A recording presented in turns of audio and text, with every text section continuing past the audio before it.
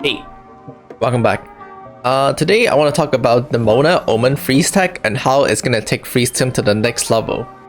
Personally, I felt like aside from one-shot Mona in the meme team, it's really hard to find a spot for her in the team because it's really awkward to fit her in. But now with the Omen tech, putting her in the freeze team is definitely the most correct play, and in fact, this completely makes freeze team like the top of the meta right now.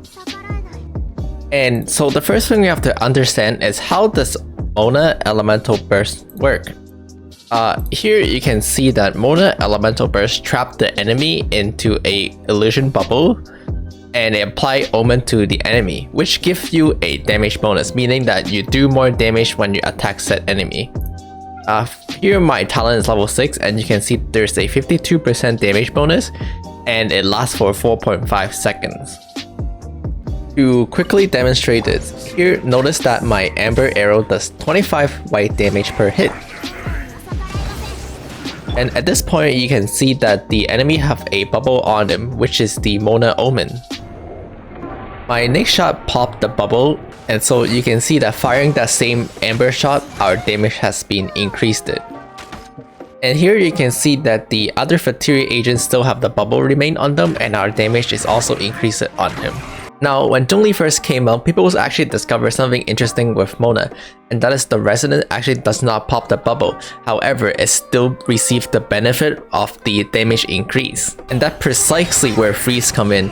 Here you can see that using our Kaeya Xingqiu freeze team, we are able to keep the Mona bubble up for 8 seconds, and then finally popping it and getting a 5-second additional Omen damage bonus.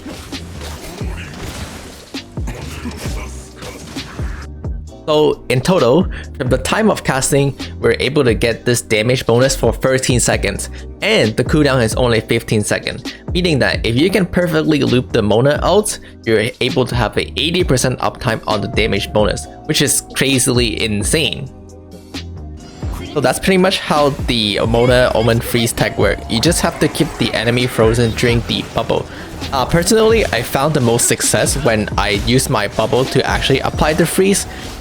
Doing it that way seems the most consistent way for me to keep the bubble up so far. Here is a different example involving Ganyu and Venti, which is a very expensive comp, however it worked really well as well. And in this clip you can see that we extended our Mona bubble by 7 seconds. And even though I was only able to get one charge shot of Ganyu off due to all the casting time, as you can see, at the 7-second mark the bubble popped, meaning that we still have 5 seconds of Omen left, and the mob is almost dead already.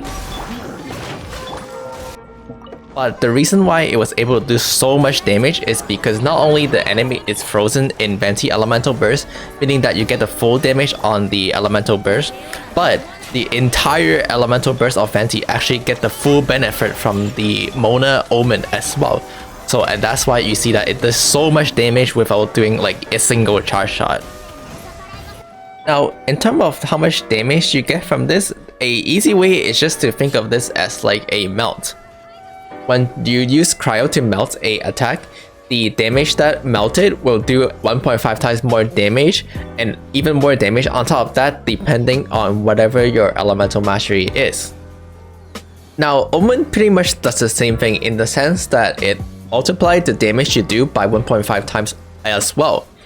But the Omen amplify all your damage, and not just the damage who are hitting on field, but also your support's damage in the background, like your Xingqiu sword or the Venti Elemental Burst that you have seen. And from that you can kind of see that why the Mona extension tech is so good, because it's basically melting every single one of your damage, even if they're in the background. And you can still get the benefit from the 4-sec cryo, which is 40% crit rate.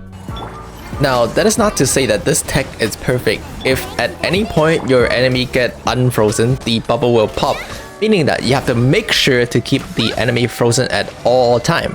This kind of restricts your team building by a little bit since Mona already take up a slot.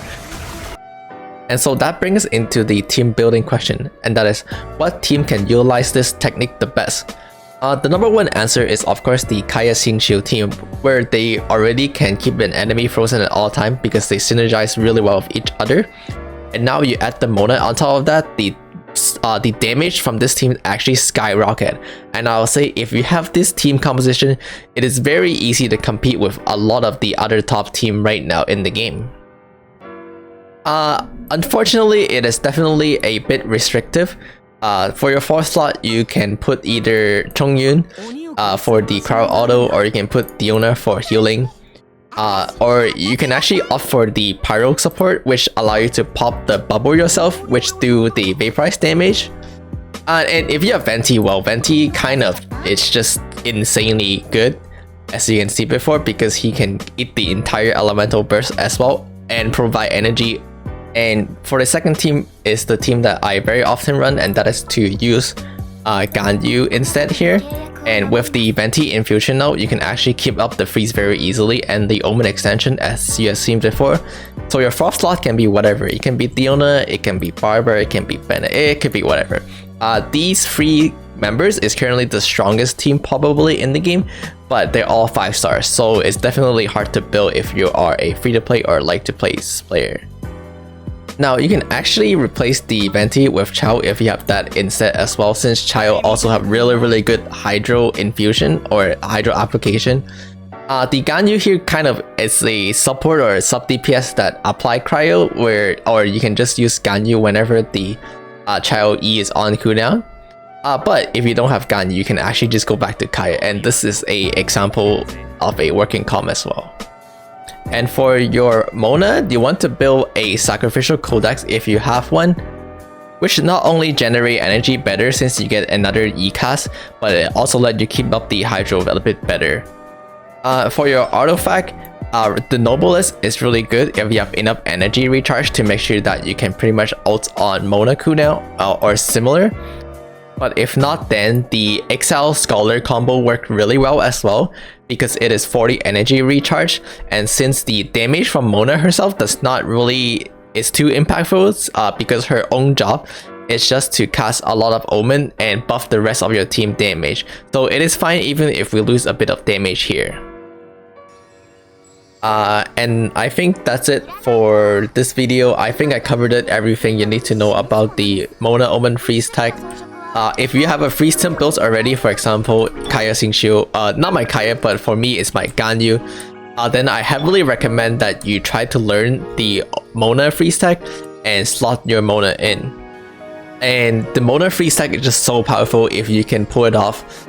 Previously, when you build a freeze team, you are perma freezing the enemy for the 40% critical rate buff on your artifact, and in the cost of that, you sacrifice the 1.5 damage multiplier you normally would get from melting. Now, however, when you slot in Mona, you actually get that 1.5 damage bonus back pretty much.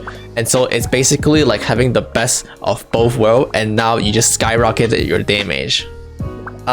So yeah, this is the actual end of the video. So don't forget to like, comment, subscribe, and I'll see you guys next time.